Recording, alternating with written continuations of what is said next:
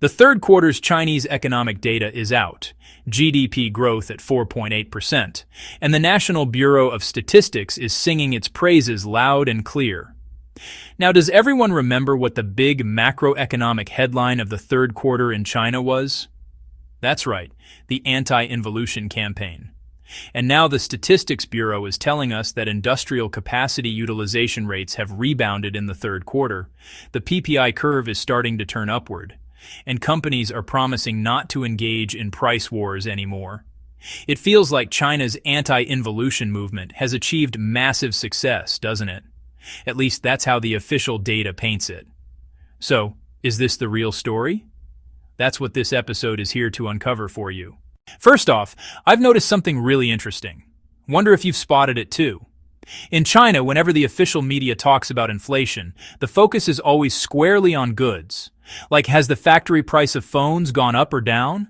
Are the fridges in department stores on discount? Has the rebar and cement for building houses gotten more expensive or cheaper? But they never mention service prices. How much does it cost to get a haircut these days? What about hiring an hourly cleaner? How much is that running you? Is car repair cheaper or pricier now? These service prices get broken down into tiny fragments by the Statistics Bureau and buried deep in the various sub-items of the CPI. They don't want Chinese people to see whether their labor is becoming more valuable or cheaper. Over in the US, it's the complete opposite. The official inflation reports their separate services and goods clearly. Americans can glance at it and instantly see if prices are high because goods themselves are rising or because labor's gotten more expensive. And right now in the US, the stubborn inflation is because Americans are just too pricey.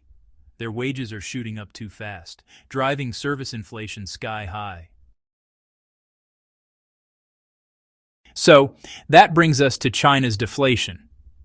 If you only look at the Statistics Bureau's data, it's easy to jump to this conclusion. China's deflation is only hitting the goods side, while services are still inflating too much. Because the Bureau's telling everyone that in the first 3 quarters of this year, national per capita disposable income rose 5.1%, and after adjusting for price factors, it matches GDP growth exactly at 5.2%. Wage income growth is even higher, clocking in at 5.4%, way outpacing both GDP and CPI. If the Statistics Bureau's numbers are real, then Chinese people should be worth more than Americans right now, right? Why? Because the U.S. Labor Department reported that private sector average hourly earnings only rose 3.7% in August, and that alone has blown up service inflation over there. Meanwhile, Chinese wages went up 5.4%, but CPI is still negative. Hey, doesn't that sound weird? So yeah, the Statistics Bureau is obviously lying because every single Chinese person knows whether their own wages are actually rising or falling. So why is China deliberately hiding service deflation, refusing to let anyone see it, even going so far as to lie and fabricate this illusion of rising Chinese incomes? Well, that's where the anti-involution campaign comes in. Why did China launch this big anti-involution push in the third quarter? On the surface, it's for fair competition and to clean up market discipline, not letting companies like BYD swallow up all their rivals through price wars, dominating the market and leaving no room for others to survive. But in reality, it's all about stabilizing the economic data. China's current situation is deflation, and deflation means demand is slumping, prices are dropping, corporate profits are shrinking. It's a vicious cycle with no way out. So they can't let goods prices keep falling anymore.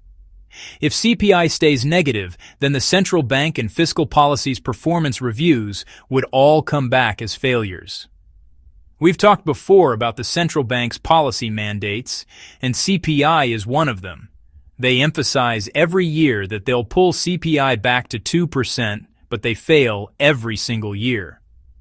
How do you explain that to the emperor up top?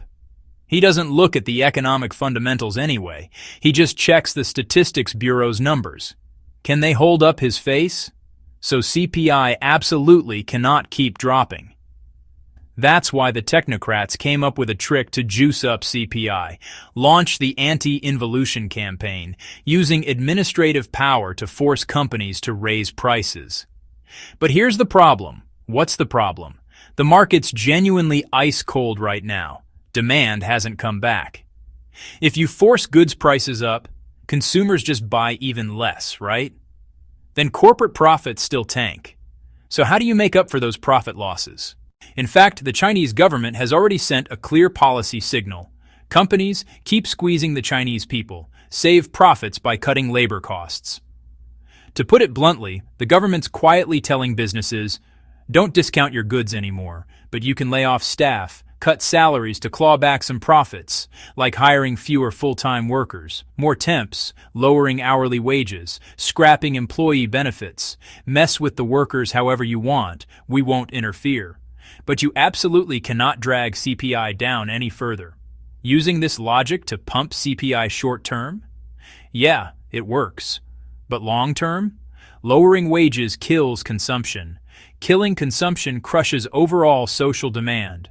With no demand, companies can't even rely on price cuts to make sales, and eventually, there's no one left to lay off. They're still doomed. So China's anti-involution campaign is really just about ramping up exploitation and squeezing of the Chinese people to fake a CPI rise. It's all for show, pure face-saving. Caixin ran a special report on October 20th, exposing how domestic companies are slashing labor costs right now, cutting back on full-time hires, ramping up outsourced positions, making job prospects even dimmer for college grads. According to the China Industrial Research Institute's analysis of the competitive landscape and future trend prediction for the flexible employment industry, China's flexible staffing market grew from 308.1 billion yuan in 2017 to 17,251 billion yuan by 2024, a 26.6% average annual growth rate over 7 years. In China, flexible staffing is basically the main channel for absorbing the unemployed, like laid-off workers jumping into food delivery or driving for Didi. So the expansion of this market pretty much mirrors the speed of rising unemployment. But even with jobs already this tough, Chinese companies this year are pushing labor costs even lower with a tactic called labor outsourcing. Chinese companies' hiring basically falls into 3 categories. First, full-time employees signing contracts directly with the company. Second, labor dispatch, where a dispatch agency signs your employment contract and sends you to a third-party site. Both of these are protected under China's labor laws. But the third one, labor outsourcing, is where the company subcontracts part of its business to a contractor, who then hires people for the project. This counts as flexible staffing, and it gets no labor law protection, so it's become a go-to tool for tons of companies to cut hiring costs. Caixin revealed college grads blowing the whistle. They spot a job on a recruitment platform. Looks great. Some big factory hiring for a solid role.